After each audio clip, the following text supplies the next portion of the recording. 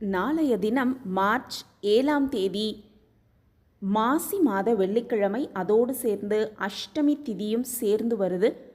இந்த அற்புதம் மிகுந்த இந்த நாளில் 8 திசையிலிருந்தும் பணம் நம்மளை தேடி வரணும் அப்படின்னா இந்த ஒரு விஷயத்தை தவறாமல் செய்யுங்க. இந்த நேரத்தை தவறவே விட்டுறாதீங்க. காலை 10:30 மணியிலிருந்து 12 மணிக்குள்ளே இந்த நேரத்தை தவற விடாமல் இந்த ஒரு விஷயத்தை நம்ம செய்யும் பொழுது பணம் அப்படிங்கிறது 8 திசையிலிருந்தும் நம்மளை தேடி வரும் அப்படிங்கிறத பற்றி இந்த பதிவில் நம்ம தெரிஞ்சுக்கலாம். வணக்கம். நம்ம இறையொளி திருவருள் சார்பாக அவங்க எல்லாருக்குமே அன்பான வணக்கங்க. நாளை 7/3/2025 வெள்ளிக்கிழமை, மார்ச் மாத 4வது வெள்ளிக்கிழமை. வெள்ளிக்கிழமையோடு சேர்ந்து அஷ்டமி திதியும் வருவது கூடுதல் சிறப்பு. வெள்ளிக்கிழமை அப்படின்னாலே சுக்கிர பகவானையும் மகாலட்சுமி தாயாரையும் நம்ம வழிபாடு செய்வதற்கு அற்புதமான ஒரு தினம். அதோடு சேர்ந்து அஷ்டமி திதியும் சேர்ந்து வந்திருக்கு. அதுவும் வளர்ப்பிறை அஷ்டமி. கால பைரவரை வழிபாடு செய்வதற்கு, அதுவும் குறிப்பாக ராகு காலத்தில் வழிபாடு செய்வது அப்படிங்கிறது மிக சிறப்பான பலனை நமக்கு பெற்றுத்தரும். வெள்ளிக்கிழமைனாலே ராகு கால நேரம் என்னன்னு பார்த்தோன்னா, காலை 10:30 12 மணி வரைக்கும் ராகு கால நேரம். இந்த கால பைரவரை வழிபாடு செய்வதற்கு இந்த ராகு கால நேரம் அப்படிங்கிறது ரொம்பவே சிறப்பு வாய்ந்தது. பொதுவாகவே பார்த்தோன்னா ராகு கால நேரம் அப்படிங்கிறது பைரவர் வழிபாட்டுக்கு ரொம்பவே சிறந்தது. அதுவும் அஷ்டமி திதியோடு சேர்ந்து வரக்கூடிய இந்த ராகு கால வேளையில் நம்ம செய்யக்கூடிய இந்த வழிபாடு அப்படிங்கிறது மிக சிறப்பான பலனை நமக்கு பெற்றுத்தரும். இந்த வெள்ளிக்கிழமையோடு சேர்ந்து வரக்கூடிய இந்த அஷ்டமி திதியில் ராகு காலத்தை யாருமே தவற விட்டுறாமல் இந்த ஒரு வழிபாடை நம்ம செய்யணும்.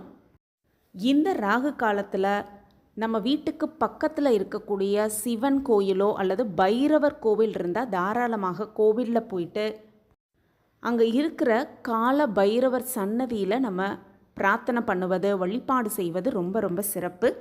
அஷ்டமி திதி, அதுவும் வளர்ப்பிறை அஷ்டமி அப்படிங்கிறதுனால கோவிலில் போய் பூசணிக்காயில் தீபம் ஏற்றுவது, மிளகு தீபம் ஏற்றுவது, இப்படி நிறைய வழிபாட்டு முறைகள் இருக்குது. அது எல்லாமே தனி. அப்படி கோவிலில் ஏற்றக்கூடிய வழிபாடு செய்யக்கூடிய பல விதிமுறைகள் இருக்குது. அதை பற்றி நம்ம நிறைய பதிவு போட்டிருக்கோம். கோயிலுக்கு எங்களால் போக முடியலை, அந்த நேரத்தில், அதாவது ராகு கால நேரத்தில் அஷ்டமி திதியில் வெள்ளிக்கிழமையில் பைரவரை வீட்டிலேயே நாங்கள் எப்படி வழிபாடு செய்வது அப்படிங்கிறது நிறைய பேருக்கு ஒரு கேள்வியாக இருக்குது. வீட்டிலேயே இந்த தீப வழிபாடு செய்வது ரொம்ப ரொம்ப சிறப்பு.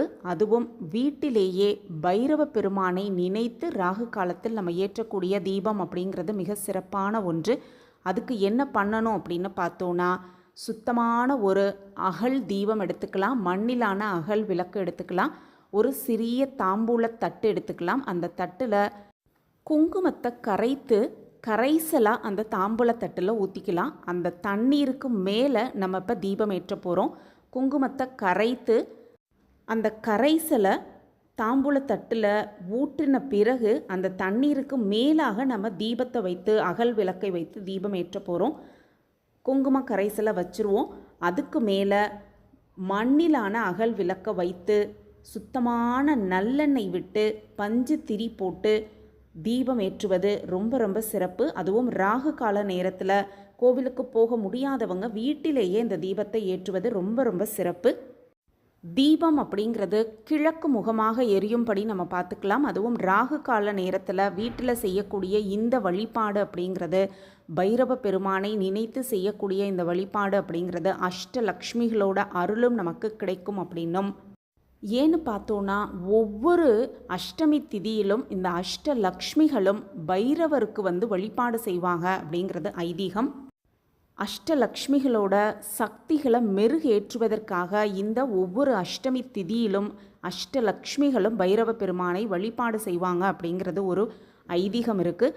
அந்த நேரத்தில் ராகு கால நேரத்தில் அஷ்டமி திதியில் செய்யக்கூடிய, நம்ம வீட்டில் செய்யக்கூடிய இந்த வழிபாடு அப்படிங்கிறது அஷ்டலக்ஷ்மிகளோட ஆசிர்வாதத்தையும் நம்ம பெற்றுக்கொள்வதற்கான ஒரு அற்புதமான வாய்ப்பு.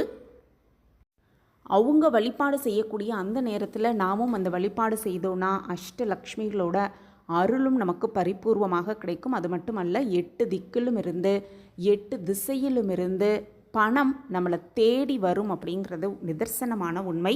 நமக்கு ஒரு இடத்துலேருந்து பணம் வர வேண்டியது இருக்குது, அந்த நபர் வேறு ஒரு ஊரில் இருக்காரு, வெளிநாட்டில் இருக்காரு அப்படின்னு பலவித காரணங்கள் இருந்தாலும் இந்த மாதிரி நம்ம வழிபாடு செய்யும் பொழுது அந்த நபரை தேடி வந்து நம்ம கையில் பணத்தை கொடுத்துட்டு போவார். அந்த மாதிரி ஒரு அதிசயம் நிகழ்த்தக்கூடிய இந்த அஷ்டமி கால பைரவர் வழிபாடு அப்படிங்கிறது தான் உண்மை. பொன், பொருள், இது எல்லாமே, பணம், இது எல்லாமே சேரக்கூடிய அற்புதமான நேரம்தான் இந்த ராகு கால நேரம். இப்படி பணம், பொன், பொருள் இது எல்லாமே நம்மக்கிட்ட வந்து சேரணும், ஏதாவது ஒரு ரூபத்தில் நமக்கு வந்து சேரணும், 8 திசையிலிருந்து நமக்கு வந்து சேரணும் அப்படின்னா இந்த வெள்ளிக்கிழமையோடு சேர்ந்து வரக்கூடிய இந்த அஷ்டமி திதியில் ராகு கால நேரத்தில் 10:30லேருந்து 12 மணிக்குள்ளே நம்ம வீட்டில் இந்த தீபத்தை ஏற்றி வழிபடலாம். கால பைரவரின் பரிபூரண ஆசிர்வாதம் முழுமையாக கிடைக்கப்பெற்று அஷ்டலக்ஷ்மிகளோடு அருளோடு செல்வ செழிப்போடு வளமாகவும் நலமாகவும் வாழலாம். இந்த பதிவு உங்களுக்கு பயனுள்ள பதிவாக இருக்கும் அப்படின்னு நான் நம்புகிறேன். நம்ம சேனலில் நீங்கள் ரொம்ப ஆதரவு கொடுத்துக்கிட்டு வரீங்க, எனக்கு ரொம்ப சந்தோஷம். உங்கள் ஆதரவு மென்மேலும் கிடச்சிக்கிட்டே இருக்கும் அப்படிங்கிற நம்பிக்கையோடு மீண்டும் ஒரு புதிய பதிவில் பார்க்கலாம். நன்றி, வணக்கம்.